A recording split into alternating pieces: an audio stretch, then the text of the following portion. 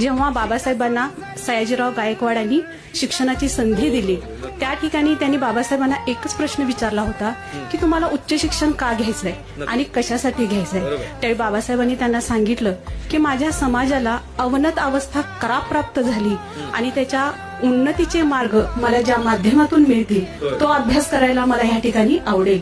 आता या ठिकाणी बऱ्याच लोकांना वाटेल की बाबासाहेब या ठिकाणी त्यांच्या समाजाचा विचार करत होते, पण त्यांनी ब्रॉड माइंडनं जर विचार केला तर बाबासाहेब या राष्ट्राचा विचार करत होते आणि राष्ट्राच्या एकंदरीत उन्नतीमध्ये या लोकांचा सुद्धा तेवढाच महत्वाचा वाटा जर असेल तरच ते राष्ट्र उन्नत होणार आहे.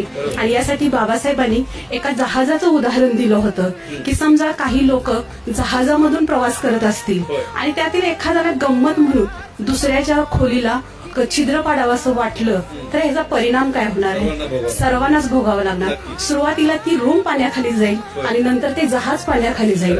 आज तुम्ही एखाद्या जातीचं जर नुकसान करू पाहत असाल तर उद्या ते पर्यायानं संपूर्ण राष्ट्राचं नुकसान होणार आहे. आणि त्यामुळं बाबासाहेबांच्या दृष्टीसमोर सर्वात प्रथम काय असेल तर ते राष्ट्र होतं आणि त्यासाठी म्हणून बाबासाहेबांनी हा सगळा खटाटोप केला. हे आरक्षण आपल्याला दिलेलं आहे. काही लोकांना वाटतं की हा गरिबी हटावचा कार्यक्रम आहे, तर तो बिलकुल नाही आहे, तर तो सामाजिक समतेचा आहे.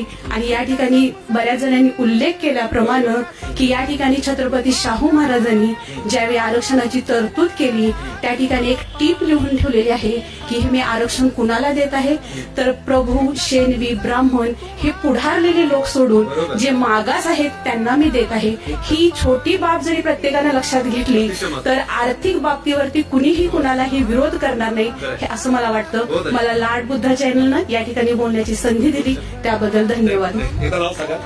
डॉक्टर जयश्री कांबळे.